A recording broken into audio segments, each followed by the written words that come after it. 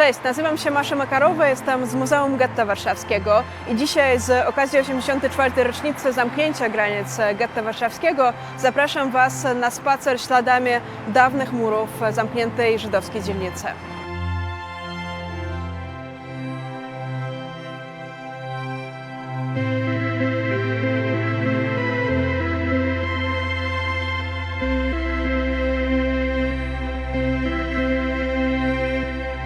Jesteśmy teraz przy dzisiejszej Alei Solidarności, ale ta ulica w czasie wojny i przed wojną nazywała się inaczej. Była to ulica Leszno.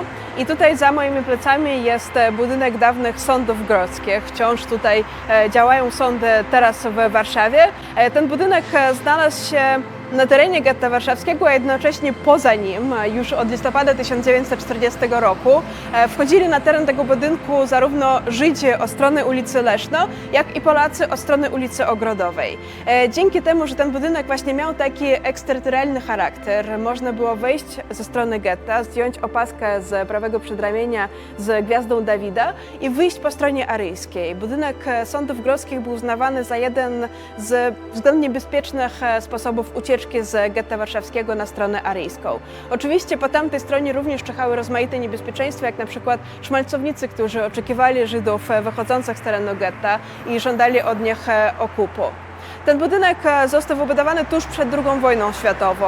Został oddany do użytku latem 1939 roku. Był budowany według projektu znanego architekta Bogdana Pniewskiego i urzędnicy sądowi na dobrą sprawę nie zdążyli rozpocząć tutaj pracy. Były okres wakacji, ferii sądowych, wrócili tutaj w sierpniu, a za parę tygodni rozpoczęła się II wojna światowa. Już od listopada 1940 roku ten budynek znajdował się pomiędzy gettem a stroną aryjską. Natomiast jego boczne ściany stanowiły właśnie granice Getta Warszawskiego. Więc ten budynek jest również takim zachowanym fragmentem granic getta, murów Getta Warszawskiego. Również od czerwca 1941 roku, po rozpoczęciu wojny pomiędzy Związkiem Radzieckim a Niemcami, w tym budynku w jego części znajdował się niemiecki lazaret. Wypoczywali tutaj ranni niemieccy żołnierze, którzy przyjeżdżali z frontu wschodniego.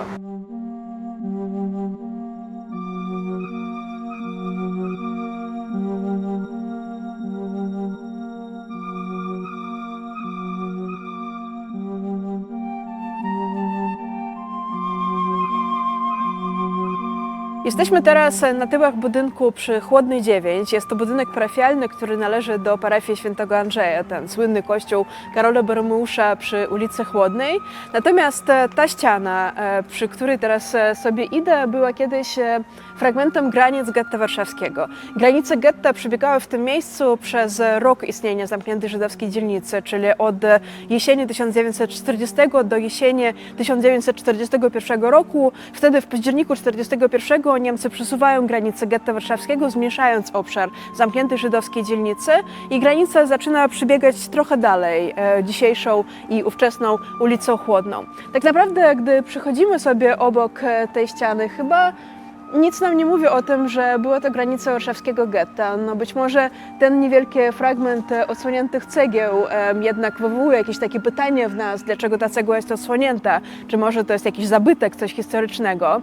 To miejsce próbował upamiętnić mieszkaniec warszawskiej ulicy Siennej, pan Mieczysław Jędruszczak, który czuł taką misję zachowania pamięci o getcie warszawskim i upamiętniał fragmenty zachowanych murów warszawskiego getta. Tutaj też zawieszał tabliczki, nawet nie jedną, tylko kilka. Na samym końcu, na górze, tutaj zobaczymy pozostałości po zawieszonej tabliczce. Natomiast niestety wszystkie te upamiętnienia znikały, więc w tej chwili to miejsce w żaden sposób nie jest upamiętnione i podejrzewam, że większość z tych, którzy przychodzą tutaj, mijając ten budynek pomiędzy Chłodną a Krachmalną, nie zdają sobie sprawy, że jest to fragment murów Getta Warszawskiego.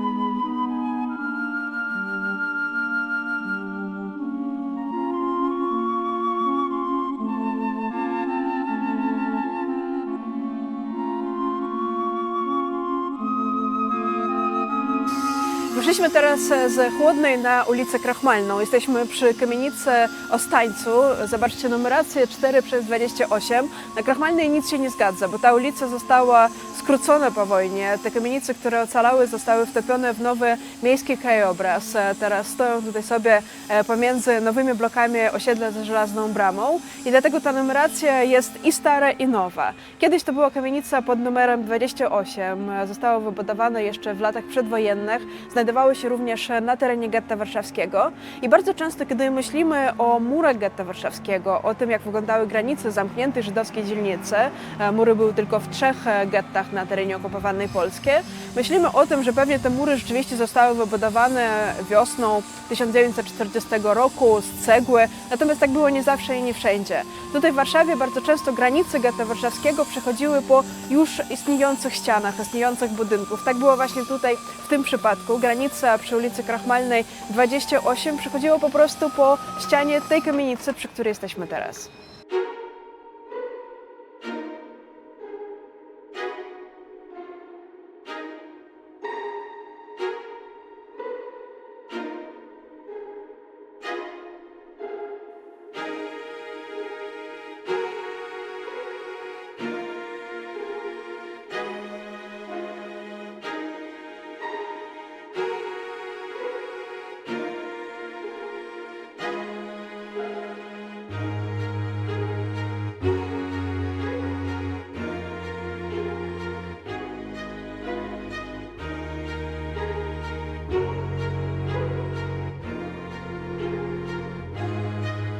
Jesteśmy teraz na ulicy Waliców. Jest to prawdziwa perełka tak zwanego Dzikiego Zachodu. Tak po wojnie była nazywana ta część Warszawy, część dawnego getta warszawskiego. Znajduje się w kierunku zachodnim od Pałacu Kultury i Nauki, który powstał w roku 1955, a Dziki Zachód być może też dlatego, że w latach powojennych nowe bloki osiedla za Żelazną Bramą były wymieszane tutaj z Ostańcami, tymi kamienicami, które przetrwały II wojnę światową. Za moimi plecami już pewnie widzicie ceglany mur i być może wydaje się Wam, że ten mur został wybudowany jako granica getta warszawskiego w roku 1940. Otóż nie, to była część czegoś większego, co istniało tutaj przed wojną. Mianowicie w tym miejscu przy Waliców istniał, funkcjonował dawny browar Hermana Junga, jeden z najbardziej znanych w Warszawie, produkujących piwo i inne napoje, również gazowane. Przed wojną już produkował właściwie tylko lemoniadę, ale władzom okupacyjnym zależało, żeby pozostał po stronie aryjskiej i pracował właśnie dla tamtej części Warszawy. Dlatego jego ściany, jego mur stały się granicą getta warszawskiego i strony aryjskiej. Tutaj ściana była dobudowana w taki sposób, że przebiegała przez skrzyżowanie ulicy Waliców z dawną ulicą Cyglaną, a dzisiaj ulicą Pereca, tak żeby pracownicy, którzy codziennie przychodzili tutaj ze strony aryjskiej do pracy, mogli sobie przejść, nie wchodząc na teren getta warszawskiego. Natomiast wszystkie kamienice, które zachowały się tutaj na Waliców 10, Waliców 12, oczywiście Waliców 14, są to ostańce z getta warszawskiego, zamieszkały w czasie istnienia getta przez warszawskich Żydów i Żydówki. Naprawdę polecam Wam przyjście tutaj i zobaczenie tego miejsca, ponieważ ten mur również został częścią nowego osiedla, które powstało tutaj kilka lat temu. Wcześniej był również wkomponowany w taki biurowiec z lat 90. należący do Miennicy Polskiej. Jest to również przykład tego, jak współczesna Warszawa radzi sobie z historią, radzi sobie z ostańcami, które wciąż są na tym terenie.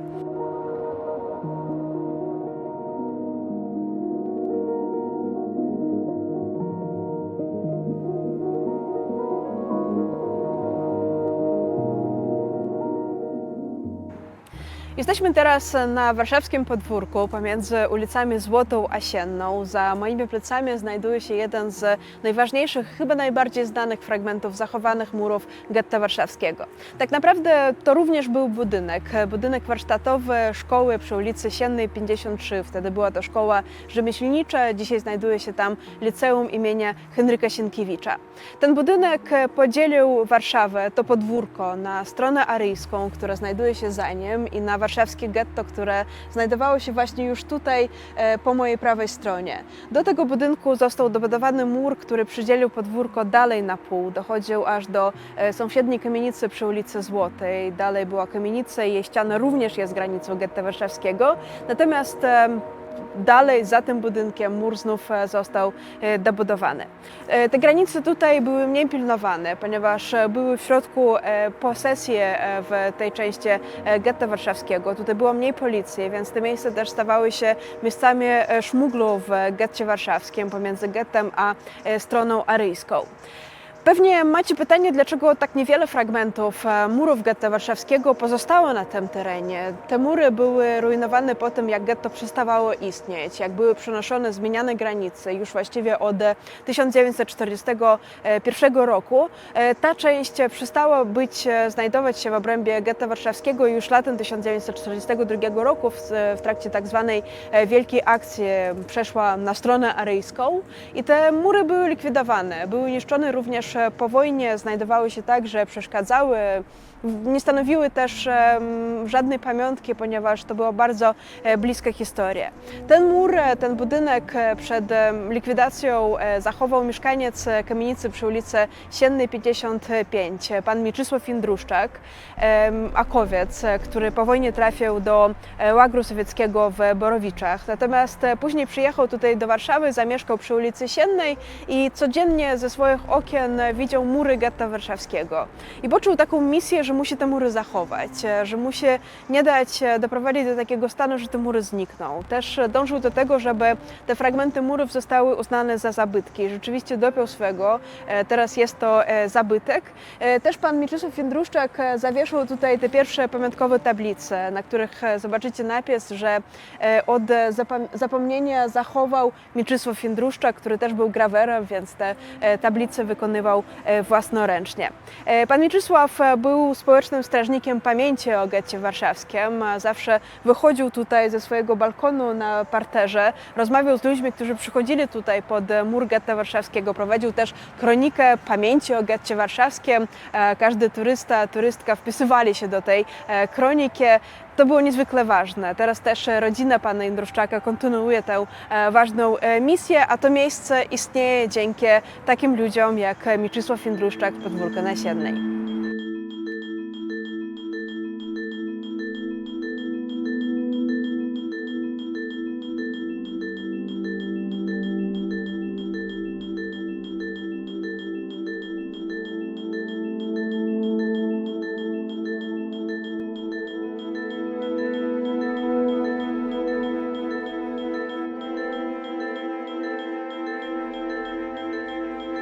Jesteśmy w północnej części getta, bardzo blisko miejsc związanych z wydarzeniami powstania w getcie warszawskim. Tutaj naprzeciwko nas, po drugiej stronie ulicy Bonifraterskiej, znajdował się tak zwany shop szczotkarzy, jedno z najważniejszych miejsc walk w czasie powstania w getcie warszawskim, związanych m.in.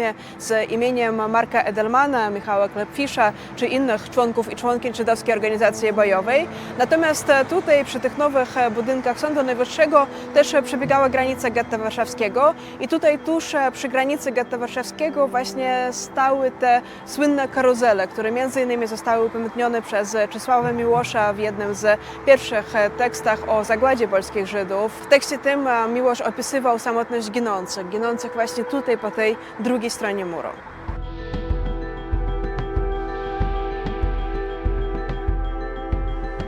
W tym miejscu zachował się jedyny w północnej części dawnego getta fragment murów zamkniętej żydowskiej dzielnicy z czasów II wojny światowej. Granice przebiegały w tym miejscu do grudnia 1941 roku posesjami.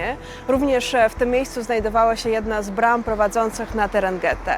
W tej chwili ten fragment murów jest przed nami ukryty, co dobrze akurat w tym miejscu widać, ale być może późną jesienią albo zimą możecie zobaczyć w tym miejscu, jak wygląda zachowany mur getta. Natomiast upamiętnia mur getta w tym miejscu również ten napis w chodniku, mur getta 1940-1943.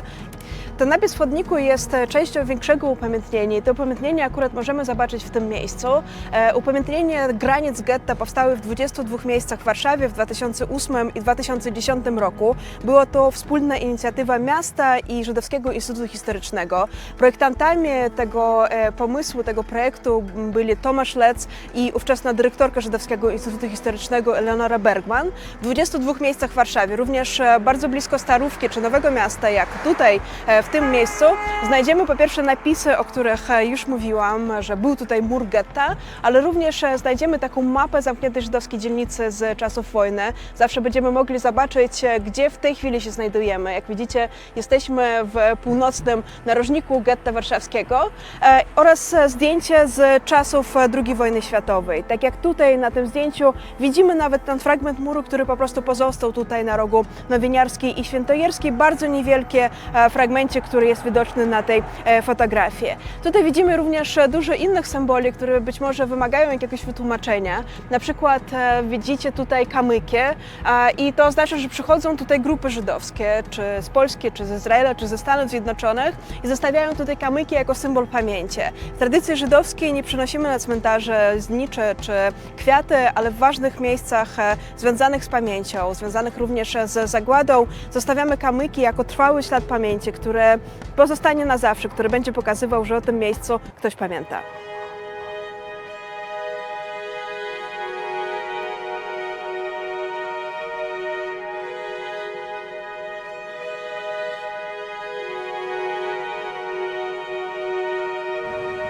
Jesteśmy teraz przy ulicy Okopowej, przy murach cmentarza żydowskiego, który kiedyś był nazywany cmentarzem przy ulicy Gęsiej. Jest to dawna nazwa dzisiejszej ulicy Anielewicza, ale nadal w tej chwili jest też cmentarzem działającym. Ale co jest najciekawsze, mury cmentarza żydowskiego są najdłuższym zachowanym fragmentem murów getta warszawskiego. Cmentarz był w granicach getta warszawskiego aż do grudnia 1941 roku. Później został z obrębu getta warszawskiego wyłączony, ale nadal był miejscem pochówku ofiar zagłady. Mamy tutaj groby indywidualne ofiar zagłady, mamy groby masowe, mamy również upamiętnienie symboliczne.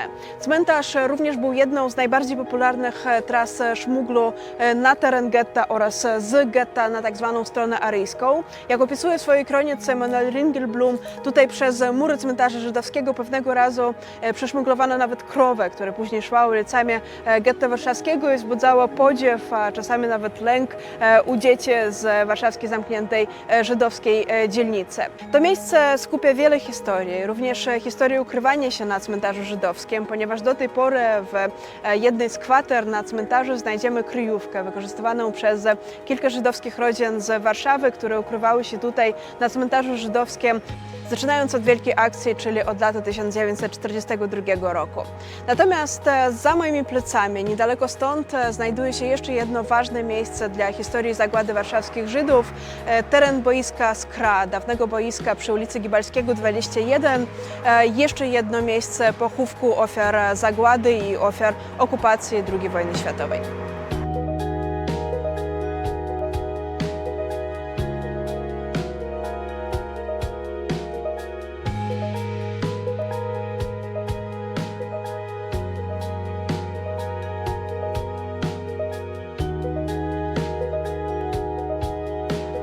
Zobaczyliśmy dzisiaj dość dużo, ale nie są to wszystkie fragmenty murów dawnego getta warszawskiego. Jeśli chcecie zgłębiać ten temat oraz samodzielnie spacerować ulicami dawnej żydowskiej Warszawy i getta warszawskiego, to polecam Wam skorzystać z przewodnika po dawnym getcie warszawskim. Został wydany przez nasze muzeum, Muzeum Getta Warszawskiego. Znajdziecie tam na przykład taką mapkę z punktami na terenie dawnego getta, która właśnie poprowadzi Was tymi ulicami i opowie Wam historię tego miejsca.